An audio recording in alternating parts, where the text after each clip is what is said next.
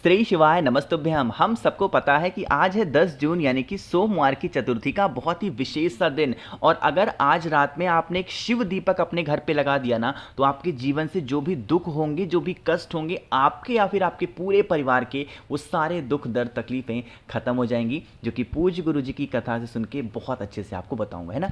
बात करते हैं कि वो दीपक हमें कहाँ पे लगाना है और कौन सा लगाना है, क्या इसमें डालना है। इसके लिए वीडियो को पूरा देखिएगा, ठीक है ना। समझने की कोशिश करते हैं।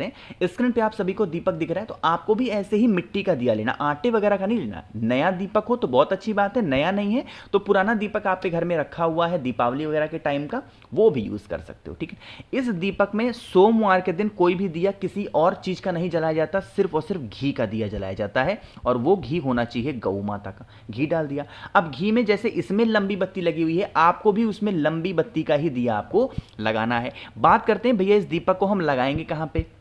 सोमवार के दिन जो दीपक बेल पेड़ के नीचे लगता है, उस दीपक को हम शिव दीपक के नाम से जानते हैं। क्या डालते हैं? शिव दीपक के नाम से। अब आपको उस दीपक को कहां करना है?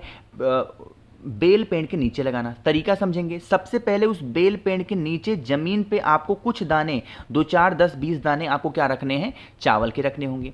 चावल का रखने के बाद में उसी चावल के ऊपर आपको उस दीपक को रखना है। कौन सा? घी का दिया लंबी बत्ती का आपको रख करके, और वहां पे कुंदकेश्वर महादेव, फिर से बोल रहा हूं, नाम को नोट करिएगा एक महादेव का, कुंदकेश्वर महादेव के नाम से आप उस दीपक को प्रज्वलित करेंगे, जलाएंगे। जब आप उस दीपक को जला देंगे, जब आपका दीपक जलना स्टार्ट हो जाए, तो फिर अपने घर में से फिर से लाएंगे बिना टूटा हुआ चावल का दाना, और इसी जलते हुए दीपक के अंदर जो व्यक्ति आपके घर में परेशान है, उस व्यक्ति का नाम और गोत्र बोल करके डाल देना, है ना। फिर वहां से आप हट जाना है।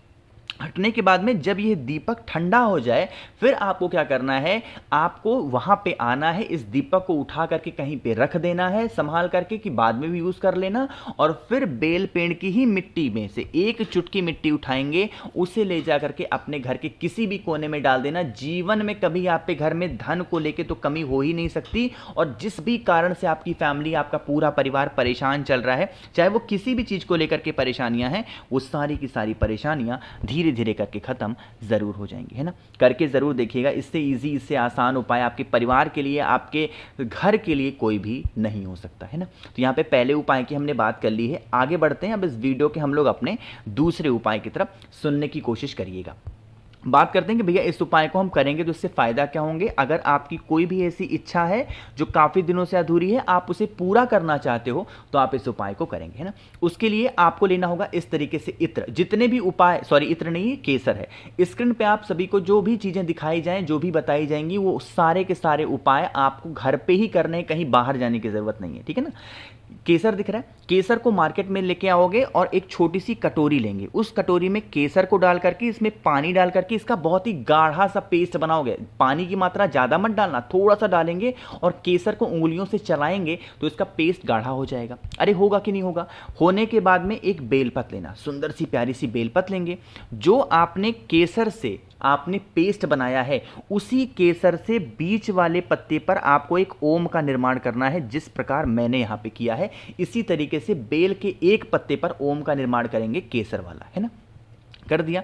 फिर इसी केसर वाले बेलपत्र को उठाएंगे और आप सबसे पहले जो बेल का पेड़ होगा, उस बेल पेड़ के नीचे उसी बेलपत्र को ले जाकर के रख देंगे, और उसके ऊपर अपना राइट हैंड, दाहिना हाथ रख करके अपनी बरसों पुरानी जो भी मनोकामनाएं हैं वो कह देंगे।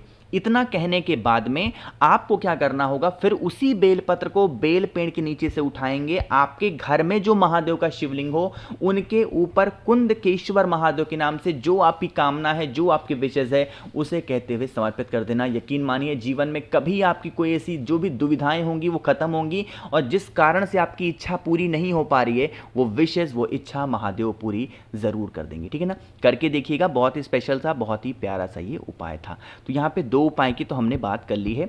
आगे बढ़ते हैं अब इस वीडियो के हम लोग अपने तीसरे उपाय की तरफ, और ये उपाय भी आपको अपने घर पे ही करना है, कहीं भी जाने की जरूरत आपको नहीं है।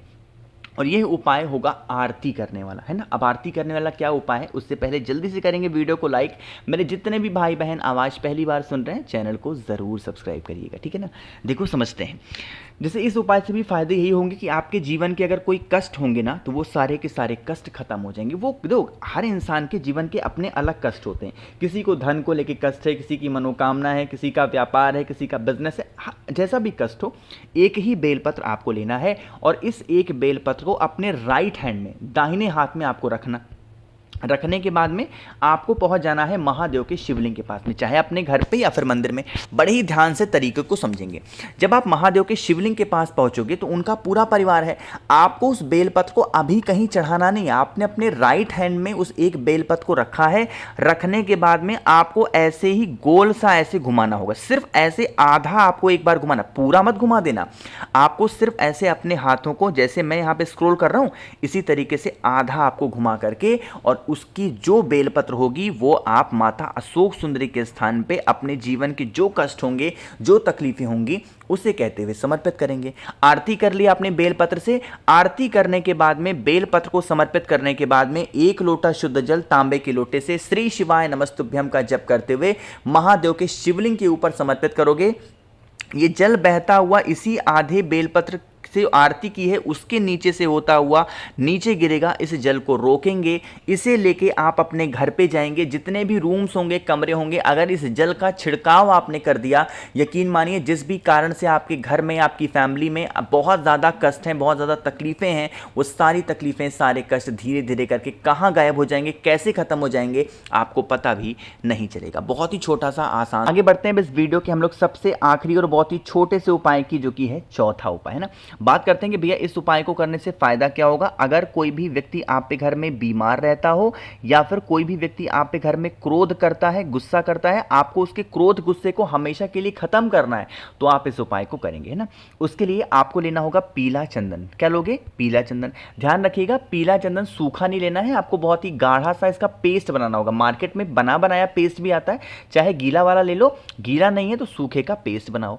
और बनाने के बाद में एक तांबे का लोटा लेंगे, उसमें जल भरेंगे और जल को भर करके पहुंच जाना महादेव के शिवलिंग के पास में। अब यहां पे क्या करना है सुनिएगा, लेकिन उससे पहले आपको एक चीज बता दूं। काफी लोग मुझे मैसेज करते हैं, भैया आपकी वीडियो नहीं मिलती है मुझे, हम क्या करें। तो जब भी आप सुबह सो करके उठा करो ना, द नेचुरल प्लैनेट यूट्यूब पे जरूर सर्च किया करो। उससे जो भी नई वीडियोज मेरी होंगी वो आपको आसानी से मिल जाएंगी, क्योंकि यूट्यूब इस टाइम पे पागल हो गया है और नोटिफिकेशन नहीं भेजता है, तो इसके लिए आपको थोड़ा सा मेहनत करनी पड़ेगी, ठीक है ना।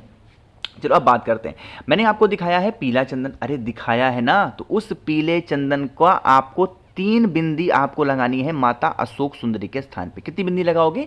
3 बिंदियां लगाएंगे माता अशोक सुंदरी के स्थान पे। लगाने के बाद में आप अपने घर से एक बेलपत्र लेकर के आना और उस एक बेलपत्र को महादेव के शिवलिंग के ठीक ऊपर कुंदकेश्वर महादेव के नाम से समर्पित करेंगे। जो भी व्यक्ति बीमार है, जो भी व्यक्ति क्रोध करता, गुस्सा करता, उस व्यक्ति का नाम और गोत्र बोल करके आपको बेलपत्र महादेव के शिवलिंग के ऊपर समर्पित करनी।